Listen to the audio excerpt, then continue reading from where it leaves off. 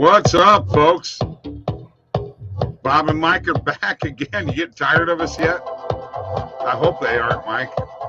I hope not. I hope not. We're over here busting a move, ready to place some bets. Click those links below for the best sports books in your state and the OddsJam Partner Program. Share that with friends. You get 20% of all the revenue generated from that link. Live chat is available if anybody wants to show up. We got nobody here yet, Mike. All right, they'll see it on replay, bro. Like and subscribe. And don't forget, fill out the form. There's somebody for personal one-on-one tutorial on how to make $2,500 a month sports betting. Yes. TikTok, OddsJam_nuts. Please do me a favor. Follow us on TikTok. We need lots of followers. You can also get Mike at oddsjam.com or me, Bob, at oddsjam.com.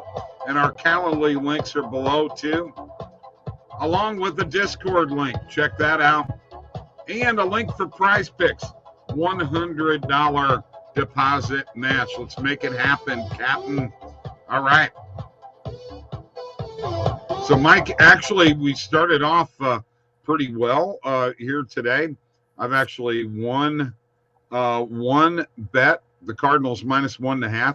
You already hit your first pick for a homer, a dinger Tuesday. You got a dinger already. And I also picked the Cardinals again in the second game, -1.5. They're up 3. Yankees Rays YRFI did not come through. All good. Happens. No biggie. That's right. And you know, maybe I should have went, Garrett Cole on the mound. Tampa Bay has been playing good, gotten healthier. Maybe in all honesty, that was a better route to go in RFI, but we're saying that after the fact, right? So right. It's what it is. I had Blue Jays -1.5. Also, that is one of my bets. That's actually losing right now. So, but that's okay. Yeah, but it's 4-3. It's 4-3 at least. We're here to look at bets for tomorrow, for June 15th, and I'm going to go ahead and share my screen. We got no chat going on right now, so that is cool. Sox. Hey, my lock, Red Sox on the run line -1.5. They're up 6-0 in the bottom of the fourth, so that is looking good. That's great. That's great. All right, let's look at June 15th, and let's scroll down here, Mike, all the way down, and all the way down, and all the way down, and all the way down. I'm looking for, there's tennis, and I'm looking for hockey. There it is. There's one play in hockey for tomorrow night, Mike, and that's Nathan McKinnon over 0.5 player goals. And I got to be honest with you, I'm not touching it. But hang on. Tampa Bay on the money line, a 17-cent market spread, +130 is the pinnacle line, +137 without the juice, the no vig. That's this column here, folks. +140 on Caesars. Mike, you were already talking about it earlier. Let's jump on it. Yeah, I do. I like Tampa Bay on the money line.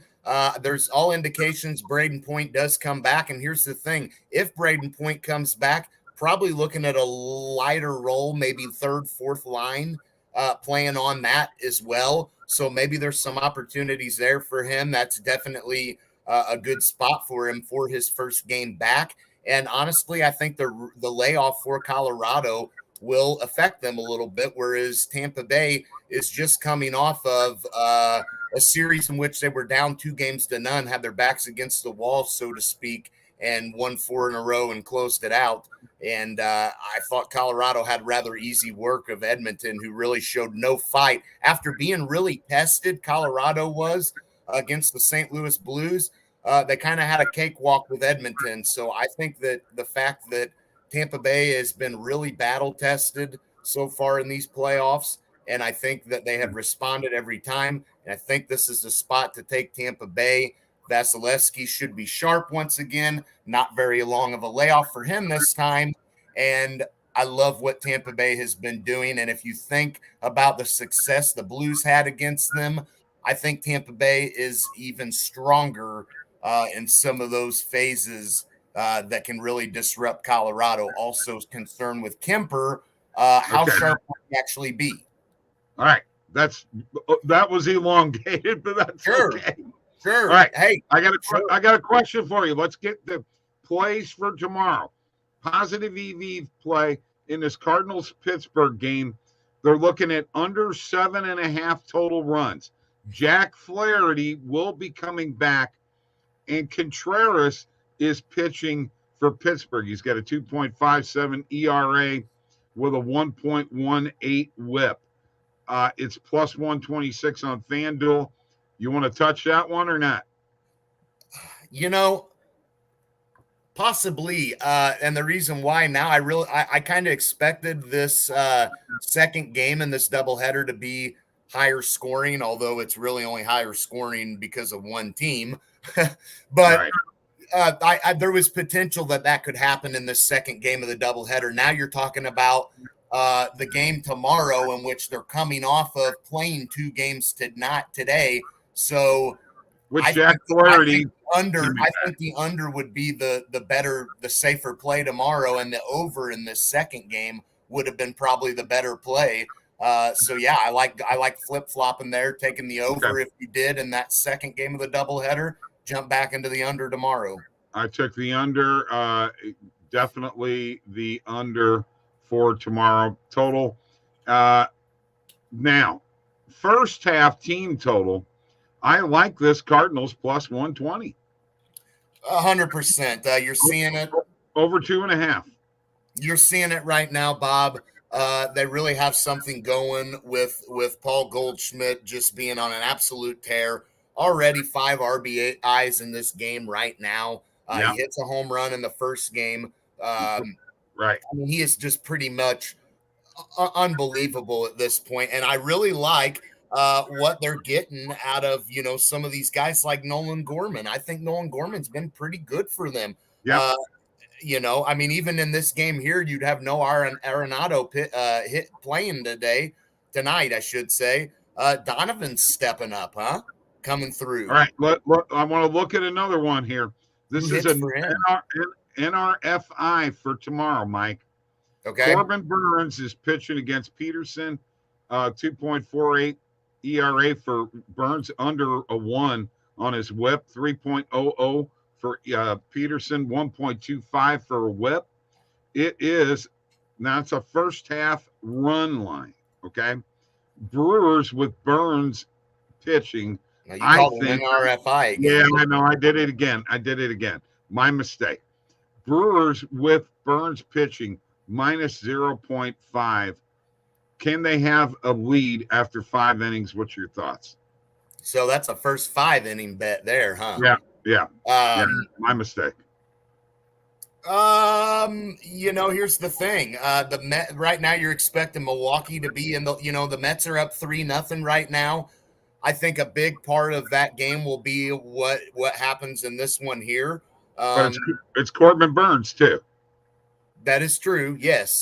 And he's been good, but if I'm not mistaken, their pitching in general has not been as good. Milwaukee's, that is, as of late. He's Milwaukee's ace.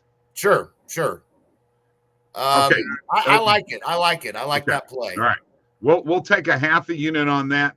Then, Mike, I got one more because this is in that ascension. Hey, but you can't underestimate Peterson's been pretty good for the Mets as well. This is in that ascension. We took the Cardinals and Pirates under 7.5 runs. Now we're going to take it under 8.5 runs, Mike. We're taking under 7.5. Why wouldn't we take under 8.5? Yeah, I like that play. Let's double down on that. And that'll be all the plays in that Cardinal game. And that's about all the plays I got. I do want to show you my bet tracker real quick, where you can see that I added these bets to my bet tracker. First half team total Cardinals.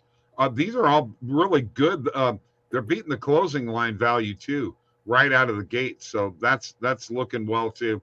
There's our Avalanche money line plus 137, closing line value plus 140. So we're beating all that, and it's looking very, very good.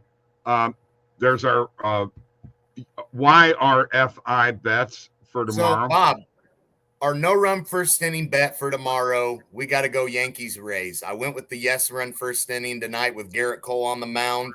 Tomorrow's matchup, I think that's got an RFI written all over it. Okay, let me take a look here at let me see if I get to tomorrow's schedule, Mike. You got McClanahan and Cortez pitching tomorrow, both just really, really good pitchers. Below 2 ERA, both of them, under 1 in WHIP. I like the NRFI in that game. See what you got value-wise.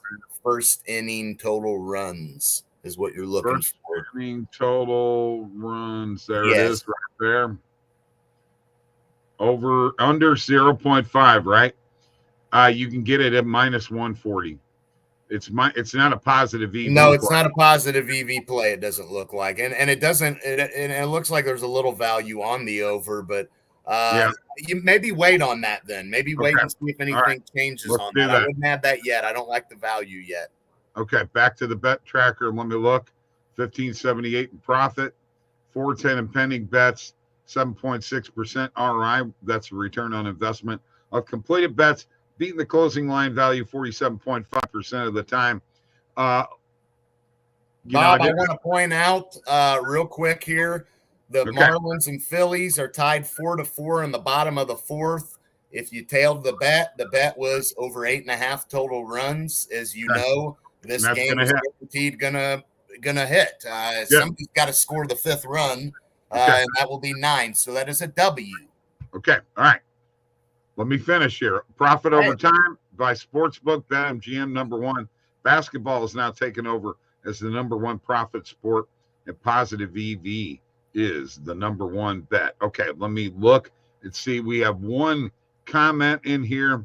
Real Deal Prime. Thanks, guys. You are welcome. Thank you. We're here on a nightly basis. We got a lot more traction with this live stream when we had a game. Tomorrow night, we will be back in between the first and second period of the Avalanche and Lightning Stanley Cup final game. That's all I've got for tonight. That's all Mike's got. Get anything else to tell him, Mike? No. Let's go Red Sox. Let's keep them dingers coming, man. What do you say? Yeah, I agree. And Aguilar's hit one out for the Marlins. No Chisholm. No Chisholm? No. No Chisholm. Okay. No Swanson. No Judge yet. No Springer. No Yelich. Chapman was the one for Toronto. So far. No Abreu, no Story, no Gorman, no Semien, no Wisdom. No Gorman yet. We'll get there. All right, folks. See you later. Peace. Thanks, Real Deal Prime.